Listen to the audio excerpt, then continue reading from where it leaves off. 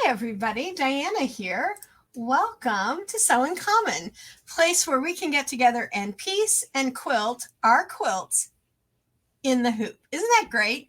Very little sewing on your sewing machine, kind of putting some blocks together at the end. But if you watch previous videos, you'll see that when you're doing that little bit on your sewing machine, you don't need a special foot, no more 1/4 inch foot required, no extra tools required, anything like that. Just you, your favorite hoop, and your embroidery machine. Your favorite fabric and some thread would help too, right?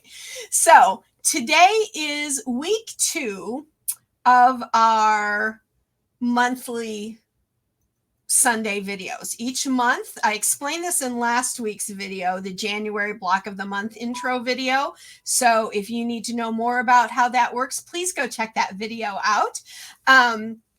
Because it goes through exactly what we do each week of the month when I post the Sunday video. Now you'll notice I've been throwing in extra bonus videos and shorts videos. And oh my goodness, let's just stop and talk about how amazing you all are. You all floored me today. Today is Saturday, technically, but when this post, you'll see it Sunday morning or whenever you watch it on Sunday. My husband and I were out and I was purchasing muslin. If you watched yesterday's bonus video, it's all about using muslin as a natural fiber stabilizer when you're piecing in the hoop. I'll have another video coming out this week with more about how that turned out, because if you watch that video, you'll see that I'm going to do something else for you to show you some compare and contrast. So that's coming. But you guys blew me away. I got a couple of questions here on YouTube. I got a ton of emails today, all asking me questions about using those using muslin as a natural fiber stabilizer.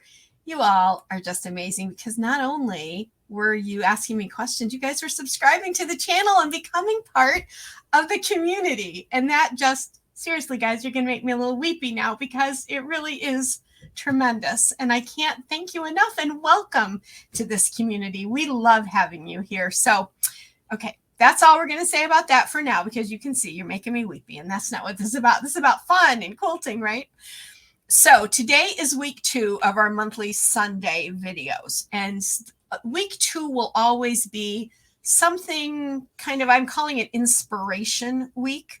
So I might talk about like the history of a block, show you something to inspire you in some way that can help you throughout your process, right?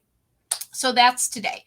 Now, when you watch last Sunday's video on the block of the month, you'll know it's based around the most basic block. I'm trying to find mine right over here. I've got it sitting here. Here it is. The most basic block we use in quilting, the half square triangle. The half square triangle, right? Both of these are in there, the small one and the big one. When you go watch that video, it will also show you how to get your design package that has your digital files for piecing these in the hoop, and the instructions for putting together this month's block, which I created, which I call Game Board. I'm going to show you that under the camera here in a second. So that's what this month's block is all based around. It's completely half square triangles. And if you go to the Google machine and you type in up there in the little search category, half square triangle quilts, and then click on that little button up there that says images, it will show you a ton of images of quilts made only from half square triangles. And there's a ton of them. And there are beautiful ones. And I bet there are quilts out there that you have seen and never realized, that whole quilt is made from half square triangles. So if you never use anything but a half square triangle, you could be doing some quilting for an awfully long time. So that's what this month's is about. So it's not like I'm showing you the Lemoyne Star or something and giving you history on that, but I can tell you that from a little research I've done, it seems that the earliest known mention that we know of using a half square triangle was back in 1790. So it's been around a good little while, right? Now, it might have been around longer than that, but that's what we know of. So we'll use that as a reference date. Can we say that? So about 1790. Now, the whole idea of using this was to get more scraps of fabric that you might have had into your quilt, because half of it is one fabric, half of it is the other. If you do the whole thing in one fabric, then it's just a square, just a block, right? So it was a way to use up scraps of fabric that ladies might have from sewing their dresses or creating shirts or trousers or whatever clothing and stuff that they created for their family. Because back in 1790, ladies, we did it all. We did all that sewing. We didn't have department stores and high fashion designers. And thank goodness we have them today, right? I mean, I still like to make some of my clothes. I've made my clothes with my mother and my grandmother since I was a kid, but I'm really happy I don't have to do it for every single clothing item I own. So they would use those scraps and they created the half square triangle. Isn't that totally cool? I love that. So that's this month's block, and that's the little bit of history I have for you. That's your history lesson for today, which is Sunday the 15th of January when you'll see this. So now I'm going to share my screen, because today our inspirational part is some color hacks that I use for matching up colors and knowing what colors I like that go together, that kind of thing. What I would love to hear from you in the comment section is, what is your favorite color matching hack? What do you like to do when you go to the fabric store and you have a fabric and you want to match it with other things and coordinate it with other things? Tell us in the comments, because I'd love to hear from you, because I know the couple that I'm going to show you is not all there is. And I know so many of you have your own hacks for that. So tell us in the comments and we'd love to hear from you. And if you are new to Sew in Common, please click on that like button and subscribe, because this community is growing and we're having such a great time.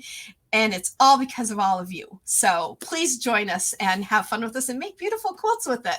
Like I like to say, we can sew life beautiful together. So let's see. Shoot. One of the things I wanted to say was that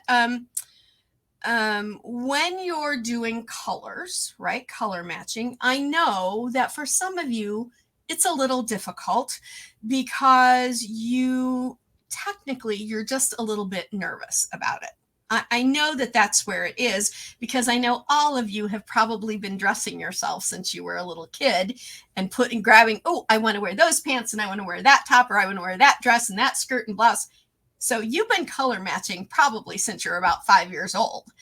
And if you like colors together, then those colors match, right? So there is a whole science around color, but we're not, if you want to be artistic in that level, motion then, oops, sorry. G8V1GH012344. Our dinner just got delivered. That's our front doorbell. So sorry, guys. But that's all right. Everybody can start to eating, because I want to get this this video done for you all. So I know you've all been dressing yourselves for a long time, and if you like colors together, then trust me when I say those colors are perfect to go together because you love them. This is art. Art, there are two things. There are subjective things and objective things. And subjective means that there is a very scientific reason that this and this equals this. Objective is that idea of it's what you like, what's in your eye that you love, which makes your heart maybe flutter a little bit or you catch your breath a little bit. That's objective. And art is definitely objective, which makes quilting an objective art form. So if you like the colors together, then love them, own them, say, hey, I love these. I don't care if you love them or not. So don't be so hard on yourself when you're choosing colors. Now, back when I started quilting, we were still using things like flour sacks. I know it sounds like I was around in the pioneer days, but I've been around for a lot of decades. Plus, okay, we'll just leave it at that. But my grandmother was still using flour sacks, remnants of clothes, things like that. Because although there was fabric that you could go and buy, it was a lot of what we used to call calico prints, very pioneer inspired prints, right? The little, what we would call today ditzy prints, right? So those were around. And there was solids and things like that. So there was fabrics, but you had to say, I want this fabric and this fabric and this fabric, and I'm going to put them together and make a quilt. So you really had to pick your colors. But today, in the 21st century, see, we knew something great would come along in the 21st century, didn't we? Designers of fabric, people that you know and love, like Tula Pink and all the folks that work with Riley Blake and all the folks that work with Andover and all the folks that work with Wyndham and Moda. Let's not forget Moda. I mean, all the designers that work with those manufacturers are artists that they're taking their actual artwork and putting it on fabric for us. And the great thing is that when they come out with a fabric line, you are guaranteed that every fabric in that line will work together somehow. Okay. Unfortunately, those lines don't stay around. Once they are run at the mills and get sold and all, sometimes they're remilled, but not always. That's why we have such great scrap collections, right? Because we have to hold on to those ones that we love. But there's something special about those scraps that I want to show you as well today. It's one of my color hacks. So the nice thing about them is we don't have to work so hard to mix and match. See my little wall hanging here, my little star here? All of those are from the same color collection, the same designer's collection. So it was easy for me to throw that together because I knew everything was going to match no matter how I put it together. I didn't really have to suffer through the matching things up. So let me right now share my camera and let's, there we go under my camera. So this is this week's block, or this month's block, January's block, called game board. Now, since this is Inspiration Week 2, I'll tell you what inspired this block. It must have been, maybe it was the Sunday after New Year's Eve. I don't even remember what day of the week New Year's Eve was anymore, which might have been over the weekend. Anyway, my husband and I were having breakfast Sunday morning. We like to do a big breakfast together on Sunday morning. And we're sitting at the table and we chat about everything like most families. And we somehow got to talking about board games. And we started because somebody had said, oh, they had gotten this new board game for Christmas. And my husband said, do people still play board games? I said, yes, they're very popular. Lots of families love playing board games together. And then we got to talking about board games from when we were kids. The Game of Life. Love that game. Monopoly. Sorry, I'm the queen of all Monopoly in our house and my husband just hates it. So we try not to talk about that too much. There's an old story about that when my brother was a kid and my husband and I were dating, but that's another time. So Monopoly. One game that we absolutely loved was Masterpiece. Do you remember the game Masterpiece? If you do, put it in the comments because I'd love to hear from you that you remember that game. Growing up in the Chicago area, my husband grew up a little farther downstate, but I was very used to going on school field trips to the Art Institute in Chicago. And so we saw all those beautiful pieces of art. And in Masterpiece, the guy who put it together originally chose all the art pieces from that museum. And so we loved that game. The year it came out, I think 1970, my best friend and I and her brother and her two sisters and my parents sat around our dining room table and played it until we were sick to death of it. But we kept playing it because it was such a fun game. So my husband, Dave, and I were talking about board games, and I was trying to decide on the actual design for this month's block. And I thought, and I knew I wanted it to be made from half square triangles. And I could have just picked an old standby block, but I thought, oh, what if we make one called board game? So do you see, here's your center of your board. This might be where you put your like little cards and things that you pick up. And here's your track that you go around on the outside. So I bet you're going to be able to guess what the end of the month project will be. But this is it. And again, with this particular set, or with this particular block, I didn't have to go and really worry about my colors because I picked some from a specific designer's line. They all work together. presto changeo, and I was good for this month's block. But let me show you now a couple of color hacks that I like to use.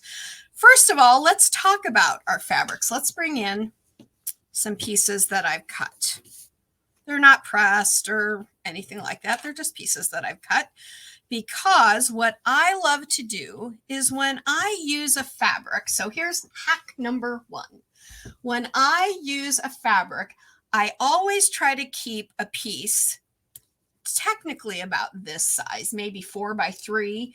Some of these are a little bit bigger because on this one, this is a Tula Pink. I adore Tula Pink and her fabrics. I think she's an amazing artist.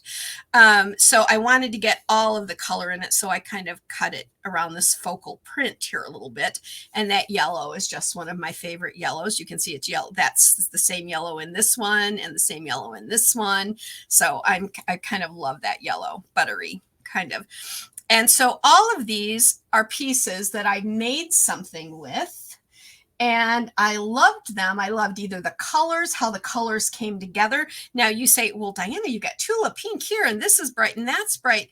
This one's kind of a little more subdued because oddly enough, I love this subdued collection as much as I love the brights over here. So as a quilter, remember it's objective. You can love as many colors and color creations as you like. But I know I like these. I know that Tula's colors are colors I like to put together a lot.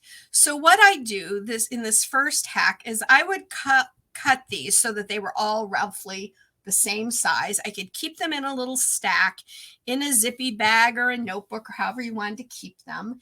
And I always take them to the fabric store with me. Why? Because when I'm starting, if I'm going to look at fabric from multiple collections, or I'm just wandering around and picking fabrics I like, I can say, you know, I really would like to do something in this really soft dove gray. I'd like to add a little gold to it or something. I would pull out this because I know that all these colors go well together, and that can help inform my fabric purchase that day at the store when I'm shopping for Tula's, because Tula's colors are kind of repeat in many of her lines. I have a certain different ones because she usually has 2 or 3 color sets in each collection. I always carry those with me because I know that if I like this, I know it's going to go with it. I mean, I just love her stuff. So I always have a Tula swatch with me. So that is color hack number 1. Do any of you already do that? I'd love to know. Please let me know in the chat, in the comments, if you have, because I would love to know that. But that's my color hack. Take fabrics. You don't have to do it with every fabric you use, but do it with fabrics that you love. Excuse me, I've been having a little bit of an allergy thing all day. If you love the fabric a lot and you love the colors, how they work together, then keep that swatch for you. And I probably have, gosh, my swatch bag probably has 25 or 30 different swatches in it. Over time, I switch some out. Maybe like this one actually isn't in there anymore because I've got colors similar elsewhere, but I just wanted you to see it. I just actually took it out of my swatch bag last week, but I love these colors together. So here is the other thing you can do with your swatches. Here's hack number 2, color matching hack number 2. So many years ago, my husband flew for the United States Navy, and we were stationed on a base up in Whidbey Island, Washington. And it was one of the most delightful times of our life. It was beautiful up there. We were certainly overjoyed and blessed to be able to live up there. And one of the great things they did was on base, they had a woodworking shop. If you wanted to come in and use the woodworking tools, the different saws and presses and all that, you needed to take a little 1-hour class to kind of get certified. So they knew that you knew what you were doing. You weren't going to go in and accidentally chop your hand off, right? You know, and as a klutz that I am, that could have been a possibility. So one of the things the gentleman who taught us how to use the drill press was telling us is that this hack I'm about to show you, he showed to his wife, who was a quilter. So I have always kept this hack And I always teach it when I've taught color classes in shops and things like that. So I wanted to share that with you now to kind of inspire you as you might be choosing fabric for this month's block and project. Okay, so here we have our swatches. Do you know, have you ever heard of the company called Pantone? They are the company that comes up with the colors. They come up with the color of the year, the color of the season. Pantone.com. Go out and check it on your web browser, and you can see. If you have ever painted your room, bought fabric, bought clothing, and somehow those colors came originally from Pantone. And the one place that always has the most up-to-date colors, plus older colors, is the paint store. Whether you go to your local Ace Hardware, your Lowe's, your Menards, your Home Depot, wherever you go to get paint, where they have paint swatches, you will find different brands will have the most trendy, popular colors. And if that's where you're at with your colors, you like to keep up with that thing from season to season, that's where you'll find them. If you just want to go and look at colors, and they're free. Now, please, folks, don't go and wipe out your paint chips from your local shops. Okay, take a good handful of colors that you like, and just be nice about it. Just don't go in and take one of everything. I mean, if you do, they're not going to stop you. They're there to be taken. But anyway, so what I love about these is you can take your favorite fabric. Let's move these out of the way, and let's just take this one first. This teal color, I absolutely love it. I love it from its lightest to its darkest. So when I went into the shop, I held these up and I noticed, gosh, all of these colors in here kind of work with it. That one works with it perfectly. That one works with it perfectly. These happen to be some of my absolute favorite all-time colors. So I always have these with me when I go to the fabric shop, always. But I also am kind of picky about my yellows, but I love yellow. I love that buttercup yellow. So these are a little bit brighter.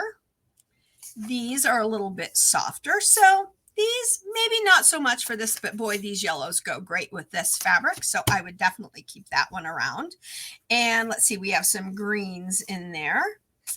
I think, yeah, that green is kind of a good match. So I would keep these.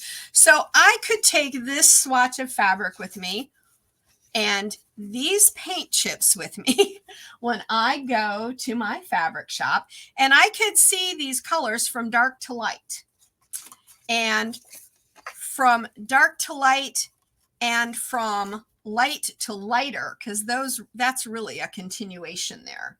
And I always have these paint chips with me along with my fabric swatches because it helps me see the gradation of color from dark to light when I'm matching up with my fabric. That was the hack the gentleman showed us. Let's bring in, do we have my Tula over here? Let's bring Tula in here. So Tula, I don't have, well, yeah, maybe I do have one that's in this pinky shade, pinky purples. That goes pretty well. These could go in there. Again, my yellows, I kind of like this buttery cup yellow. I even kind of like this yellow, so I could take both of those in with me. Again, my aquas and my blues, oh, those are kind of good. What about some of these right here? Maybe not. But so I can just mix and match some of these to go with. Even I have some lighter greens that I might, maybe not that one. Ooh, maybe this one. Maybe not on that one.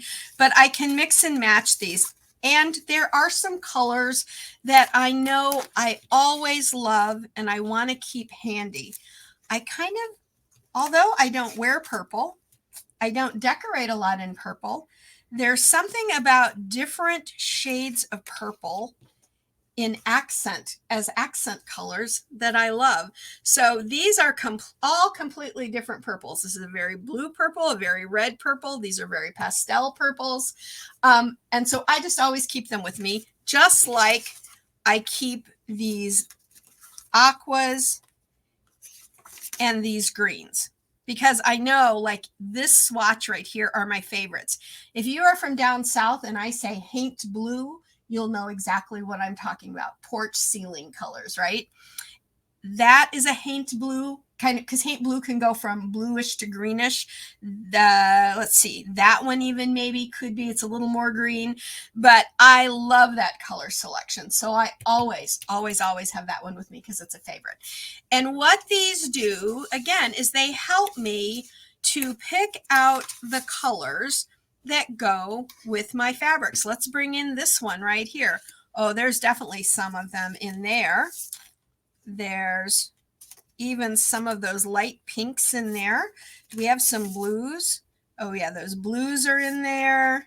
Those greens, I would definitely take those with me because I can choose any combination from dark to light in these and know that I'm going to like those because that fabric tells me I like them. And these color chips help me figure out what shades, what values of the colors that I like. So that is my two favoriteest color hacks. And I wanted to share with you those. And I wanted to show you one more because people think it's hard to choose whites. It's even harder for me to choose blacks and grays. And blacks and grays are really popular now. So these three right here, these are your very lights, like this color and maybe to this color are the colors of thread I like to piece with. So what I always take this with me to match up thread. If I'm buying a different brand of embroidery thread than I've used before, I will take these to kind of make sure I'm getting the color I want. Because sometimes I have a friend who can match colors beautifully by her eye, and I mean spot on. I can't do that. I can get close, but not always right on. So I take these. Blacks, did you know there were different? Those are two completely different shades of black. Who knew, right? I thought black was black. Not always. So I keep a collection of blacks, whites, and creams with me as well because they help me also, along with all the beautiful, vivid, and soft colors as well. So check out your local hardware store, your local paint store. Take a couple of your favorite fabrics with you and get yourself set up with a nice little color set. And I think you're going to end up loving how easy it is from that point on to do your colors, right? To match your colors and your fabric. Okay, folks, this is week 2 for inspiration. I hope some of that helps to inspire you. Next week, in week 3 of the month, we're talking about a quilting design to go with this month's block that you can also use with anything else that you want to quilt with. I will say that this month, I'm not going to tell you if it's going to be, it's either going to be a closed design or it's going to be a true edge-to-edge design. I haven't quite figured it out yet. I'm finishing it. I've got some of it in my software that I'm working with, but I haven't quite figured it out yet. So we'll leave it at there, and you can have a little anticipation, a little excitement to what's coming next Sunday in week 3, which is the quilting design. So folks, remember, if you've liked this video or any of the others, and apparently some of you are, which is fantastic, thank you all so much. I truly appreciate it. Please subscribe to the channel, click the little bell so that you can set your notifications. One thing I will tell you is that I'm going to be doing the little video with some more on that muslin as stabilizer. And I am starting to use the community tab here on YouTube to post photographs of things. They're just photographs with a little bit of information, not a video. So if you subscribe, you should get a notification when those are posted and you can go look at them. And I know I'm going to put out some pictures with a little bit of information regarding the weights and all of the muslin. I'm going to do a video, but I'm also going to put out something on that community board too, so that you can see those photographs. You won't always have to refer back to the video. So if you haven't subscribed, please subscribe so that you'll know when those things get posted. And until next time, Wednesday, we have a video coming out. It's going to be how to use your no-show mesh stabilizer and dispel this whole myth about shrinking. And we'll talk about that in a lot more detail on Wednesday. So stay tuned. I talk about it a little bit in a couple of videos past. Please go check out the older videos because there's more information that we've built on. And we'll talk about that. And then we'll have shorts videos. You guys seem to be loving those shorts videos, those little clips that are less than a minute. So I love making them too. They're fun. It gets me to talk faster than I normally do. So until next time, everybody, I'll tell you what I always say at the end of our videos. I want you to go and I want you to all sew life beautiful. You're artists in your own right. And I know you're making beautiful things. When you make any of your blocks and stuff, please, when you post your photos, if they have something to do with this group, please hashtag Sew Uncommon so that we can see them. I'd love to be able to show them to everybody here live when we do our videos and all. So until next time, sew life beautiful, and we'll see you all real soon. Bye for now.